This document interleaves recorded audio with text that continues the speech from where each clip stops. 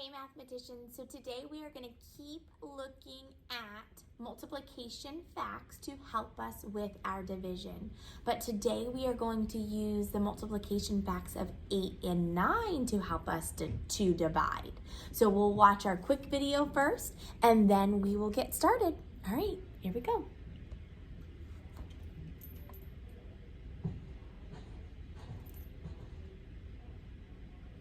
What multiplication fact can you use?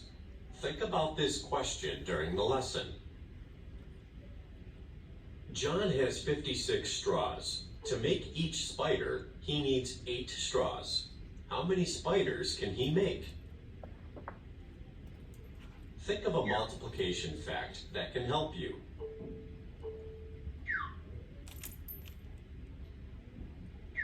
What number times 8 is 56?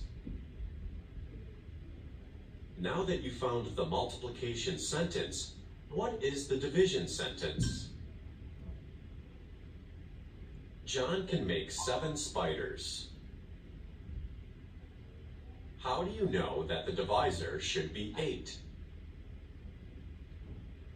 The picture of the spider shows that it has 8 legs made from straws.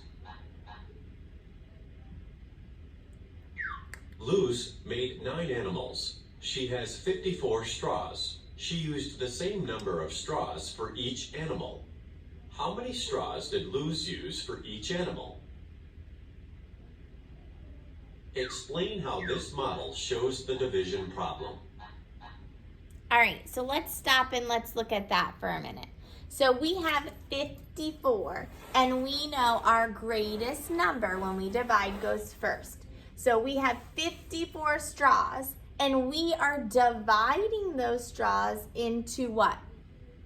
Into 9 equal groups. So the 54 stands for how many we have to start with. And then 9 stands for 1, 2, 3, 4, 5, 6, 7, 8, 9. The 9 groups. Now we have question marks in each of these because we don't know yet what number of straws is going to go into each of those groups. But remember, you can use your multiplication facts to help you. So let's watch the rest of the video and see what they say.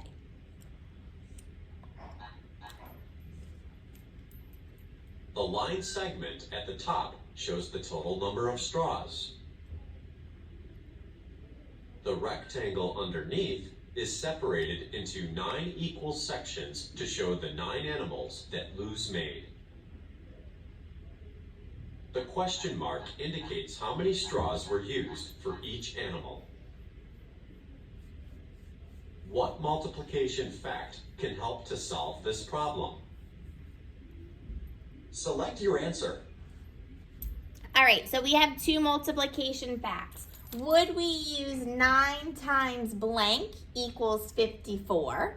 Okay, well, I see a 9 and I see a 54. That makes sense. But then let's look here. Or would we do 54 times 9? Which one makes more sense? Well, hopefully that's a red flag to you because we are not multiplying big numbers like 54 times anything. And when we divide, our biggest number we know goes first. But when we multiply, we know the biggest number goes what? Last. So the multiplication question or problem that we want to think about is 9 times what equals 54? And hopefully you know the answer to that. Let's see if we're right. 9 times what number is 54? All right, what do you think? Now that you found the multiplication sentence, what is the division sentence?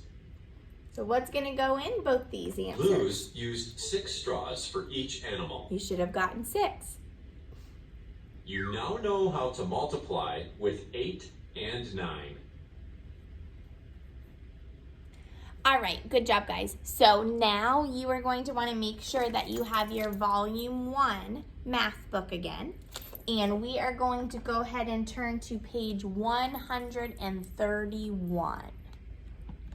Okay? 131. All right, so let's look at number 1. Here I am making you dizzy again. All right, what multiplication fact can you use to find 18 divided by 9? What multiplication fact? All right, well, we know when we multiply, the biggest number goes last, right? And when we divide, the biggest number goes first. So we know when we multiply, it has to equal 18. And then we already have 9. So we want to ask ourselves, 9 times what equals 18? Go ahead and fill it in. You should have gotten 2.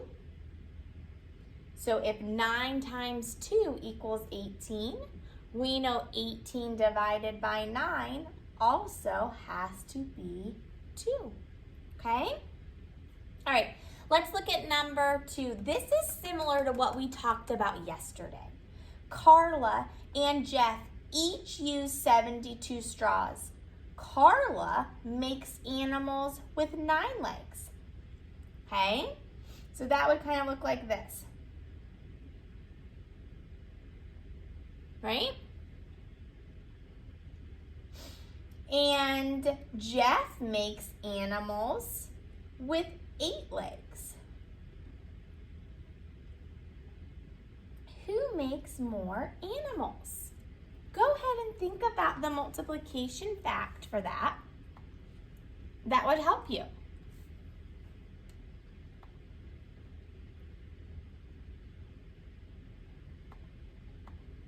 What did you get? 72 divided by 9 equals what? It equals 8. And then 72 divided by 8 equals what? Well, it equals 9. So we have Carla's and we have Jeff's. It's asking who makes more animals. Who made more, Carla or Jeff? Well, Jeff did, right? And remember, when we have the same dividend, when the number is the same, when the number of items in each group goes up, the answer goes down, okay? So Jeff would be the answer for that. All right, we are going to do 2 more together and then I am sending you off on your own. You should be getting pretty good at using your multiplication facts to help you. In 3 and 4, it wants us to use the multiplication equation to help find each quotient. So we have 16 divided by 8. What number times 8 is 16? So what times 8 equals 16? Write it down. You should have gotten 2. So then I know if 2 times 8 equals 16, 16 divided by 8 has to equal what? 2, right? Go ahead and try to do number 4 by yourself, and we'll go over it in a minute. What number times 8 is 64? So you should know right away what times 8 equals 64. 8, right? So 64 divided by 8 has to equal 8.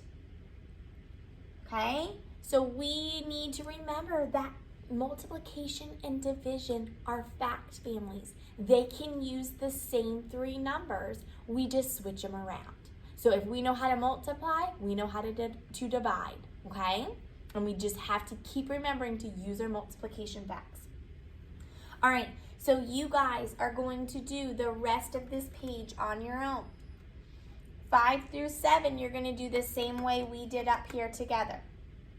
But then down at the bottom, just like yesterday, you can use the multiplication facts to help you, But you really only have to find the quotient. You just have to find the answer to the division problem. You do not need to do the multiplication. So you are doing 5 all the way to 16. But then you are flipping it over and you're paying really close attention because you have 2 discussion posts today, 2 questions. You're doing 17 and 19. Okay? So normally we do the ones on the bottom. We're not doing that. Make sure you are solving and entering for your discussion post number 17 and 19. All right, guys, I will talk to you soon. Use your multiplication facts to help you. Bye.